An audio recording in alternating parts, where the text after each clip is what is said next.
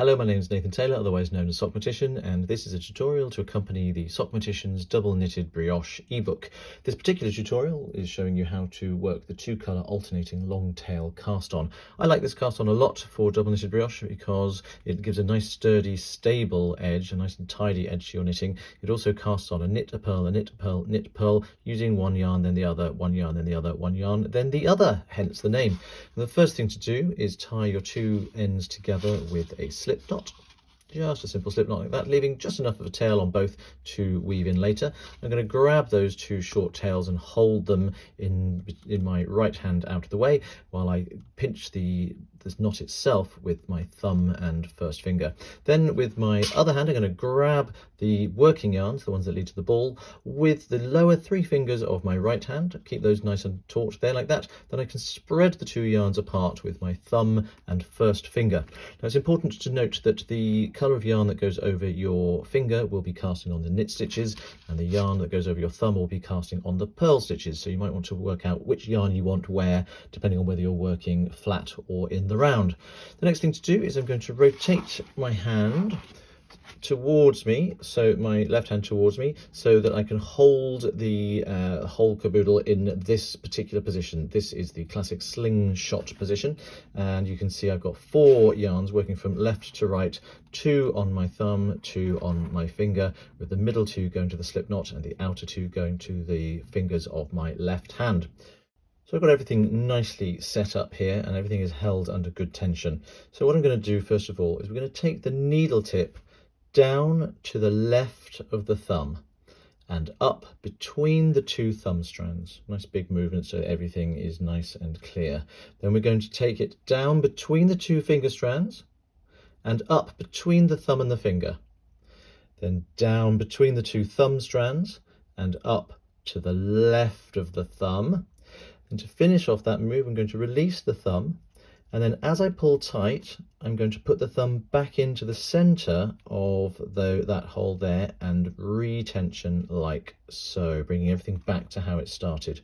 I'll show you that again in a moment, but before we do the recap, I want to show you the rest of the maneuver, which is how we cast on a purl stitch. Can you see I've now got one blue stitch, which is the knit stitch, yarn around my finger on the needle. We now need to get a purl stitch with the brown yarn from around my thumb. To do that, we take the tip of the needle down to the right of the finger, up between the 2 finger strands, then down between the thumb and the finger and up between the 2 thumb strands, then down between the 2 finger strands and up to the right of the finger. This time we're going to release the finger, and as we retension, the finger goes back into the center of the arrangement there and pulls tight, and you can see I've got this 2 stitches of my slip knot with loops there. We're not going to count those as stitches really, and then I've got a blue and a brown stitch cast on, and you can see little contrast bumps just underneath. That's exactly what we want to see. So now I'm going to do that all over again for you. Take the needle tip down to the left of the thumb and up between the 2 thumb strands, down between the 2 finger strands and up between the thumb and the finger. And then we go down between the 2 thumb strands and up to the left of the thumb, release the thumb and retension by putting the thumb back into the center of the hole, and then bring everything back to where we started.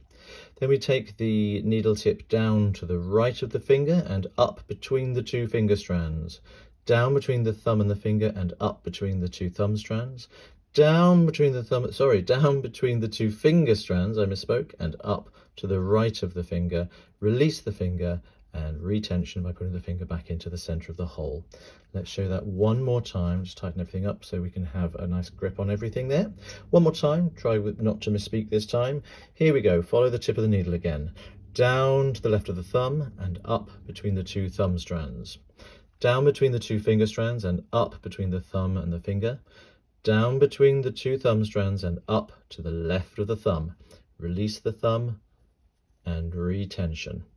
That's the knit stitch cast on. Now for the purl, we take the needle all the way to the right and go down to the right of the finger and up between the 2 finger strands, down between the thumb and the finger and up between the 2 thumb strands, down between the 2 finger strands and up to the right of the finger, release the finger and retension. If you want to think about that another way, we can pick up the outer thumb strand from underneath, We can go over the top of the inner finger strand and pick that up, go back down between the two thumb strands, release and retention. Then we can go pick up the far right from the outside, from underneath the outer finger strand, come underneath the inner thumb strand and pick that up, and we can go down between the two finger strands, release and retention. Whichever way you like to look at it, that's how to do the two-colour alternating long tail cast on.